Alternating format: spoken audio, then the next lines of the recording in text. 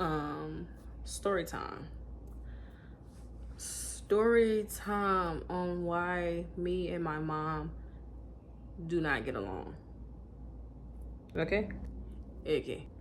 So actually the story is actually really long. And I'm going to give you the full details. She do watch my YouTube channel. And this might start an uproar.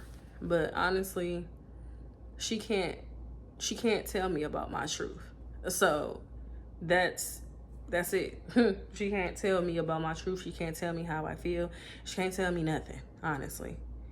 My truth is my truth. She don't have no truth.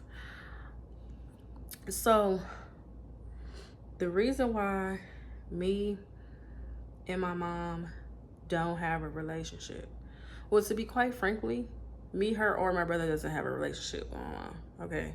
When we was younger, my mom always had a drinking problem, an alcohol problem. That's always been her biggest downfall as a person and as a parent. Her biggest downfall as a parent has been her alcohol abuse, her abuse, the way she does all of them. She does the physical abuse, the mental abuse, the emotional abuse, the psychological abuse, any type of abuse. She's done it to us. Except for sexual abuse. She's never done that shit. But when we was younger, it's so crazy because I put this in my book. But when we was younger, all I remember, I don't remember too much from my childhood because a lot of stuff was so traumatic that I shoved that shit so far in the back of my head that if you was to ask me or to show me a picture or something, I wouldn't even know what it was. I don't ever remember my mom ever being like a loving person. I don't remember her being caring. I don't remember that side of her. To be quite honest with you, I don't really remember her ever being sober when we were younger. I don't remember that. I just remember there were parties. I remember, she was drinking a lot back then, and I was much smaller. I remember getting whooped every single day. Now, this is something that I've learned over the years. You can't whoop a child if they're failing in class or failing in school. That's not going to make them pass. You either need to if a child is failing in second grade, there's something that you need to do as a parent. You need to either figure out what the problem is, help them with the problem, give them some help, like some tutoring or something. But to just immediately go into bashing and whooping and all of that, that's too much for a child.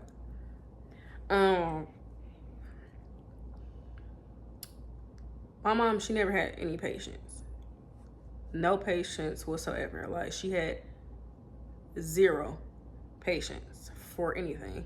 So the fact that she couldn't help me because I didn't know how to do certain stuff, and she would explain it to me, and it wasn't in a way that I can understand it, so she'll get upset about it, or you're not trying, or you're not doing this, or you're not doing that. It was just a whole bunch of yelling, and I still didn't pass.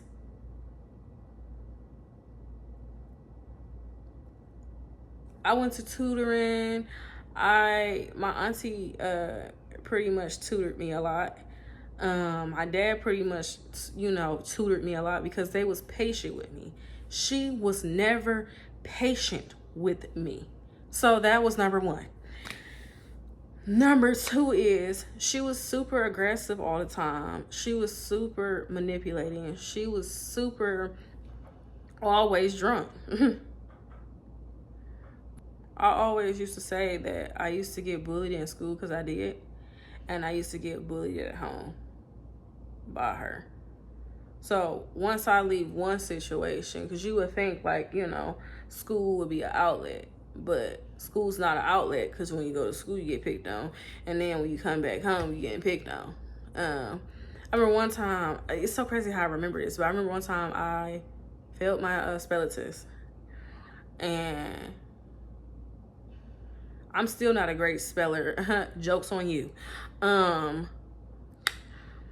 failed my spelling test. And one night my dad picked me up and my brother, I was having a good time. I was laughing, you know, as soon as I got in the house. Soon as I got in the house, she snatched my book bag off and she whooped me for it. And now that I think about it now, it makes me so angry. Honestly, it really makes me so angry, because how could you as a parent whoop me for failing my test and I'm in the 2nd grade? How does that sound? So now I'm like 6, 7. How does that sound? Moving on, because that's gonna piss me off. When I got to middle school is when I started acting out. I started acting out bad when I was in middle school. Like, it was like immediately when I got to like 6th grade, 6th, 7th grade, I started acting out. Like 6th grade, I was still kind of getting bullied a little bit. But when 7th grade rolled around, that was it. It was fair game then. It was fair game. It was a lot of getting suspended. I was talking back. I was fighting. I was arguing. I didn't care. You know, I feel like really once puberty hit, that was it. Because I was going through a lot. I was still getting picked on in school for no reason. I was still getting bullied in school. I was still getting bullied at home. It never stopped. And at some point, you just get to a point where you had absolutely enough. And that's exactly what I had. I had absolutely enough. And at the time, I think I was like 11. And I had absolutely enough. There was a time that I had tried to commit suicide. And that's where it started. I used to, you know, cut myself. I used to try to take pills. I used to try to hang myself. It was a whole bunch of stuff that I was going through as a kid, all because I just didn't feel like I was wanted for real. I was getting my ass beat every day at home. And then I was getting picked on in school. And then people who claimed to be my friend wasn't my friend.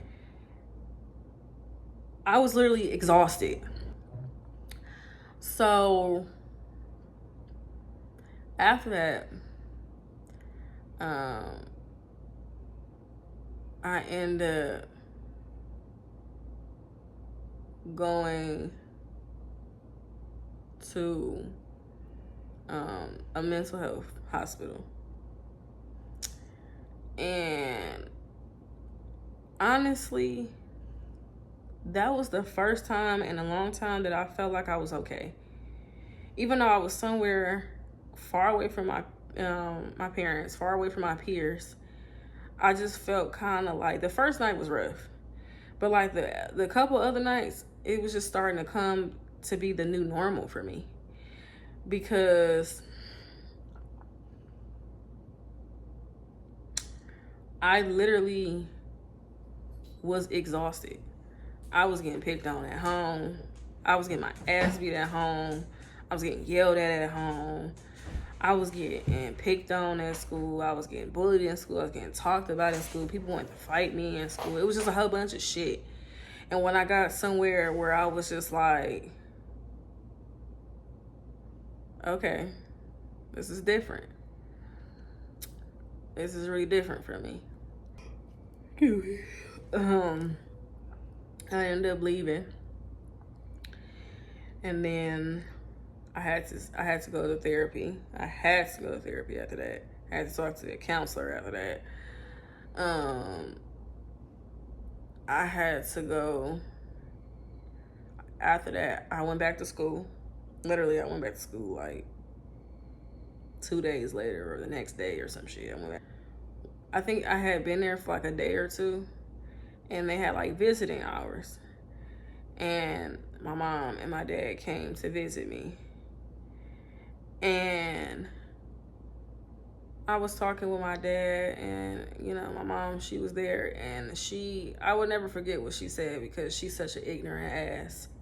It never fails me. It could be your daughter's literally sitting in front of you in a mental hospital because she tried to end her life, and the best thing you could say to her was, oh, you could have cut a major artery in your arm and bled out. Dumb, stupid bitch. Don't you think that's what the fuck I was wanting to do? What do you mean? Are you cool? Like, anyways, it took everything out of me not to jump across that table and just shake her ass like I was some type of like a monkey or something. Like I could have just jumped on her ass like a pansy, because she pissed me off that bad with that bullshit. So I had to switch phones because I ran out of storage on my phone. But that right there, just like her, after that was just it for me. Like I told my dad, I said, the next time you come up here, don't bring her up here or you're not going to be able to see me, period. And that's the next time he came up there, he brung my auntie and my cousin and I think my brother up there, and she didn't come. And I remember the lady telling me after I yelled at my mom, I remember she was like, you know, that's going to keep you in here longer. I said, what? Me wanting to jump on her head because she's saying some bullshit? So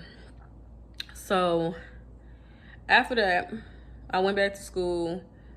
Same old. I think it got worse for me because I was just in a constant afraid that somebody was going to tell on me and then I was going to have to go back. So I kept it cool for a while, When I got to high school, I think when I was in 8th grade, I had to go to an alternative school. And when I was 13, my parents had got divorced. And it's, you know, people wanted me to go to counseling for that because they thought that them getting a divorce I was going to be sad about it. And I was so happy about it. Little did they not know. It was long overdue. Honestly, they should have been done it. So after they got a divorce, I was so mad that they didn't let me speak my piece in there because I would have never had to live with her. And honestly, me living with her didn't last long because all we did was argue and fight. That's all we did. And I got to the point where I was just like, I don't care what the court say. They can send me to juvenile. They can send me wherever they want to send me. They could send me anywhere as long as I don't have to be around you, because it was starting to get to the point that if I didn't get out this house with her, something bad was going to happen and it wasn't going to be me. So after that, I ended up moving in with my dad, and I ended up staying with my dad. After that, I never moved back with her. I never did none of that. I just realized that we could not live together. We couldn't be in the same household together. We couldn't do nothing together. It was exhausting, to be honest with you, to keep on again and again and again trying to salvage some type of relationship with somebody that don't even want you around them, or they think you're annoying, or you're too much like your dad, or just, you know, it was just too much. Her alcoholism, she blamed us for a lot of stuff. that we had nothing to do with. It was all on her. She blamed us. She blames my dad for stuff too, which he has nothing to do with it. It's just all in her head, to be honest with you.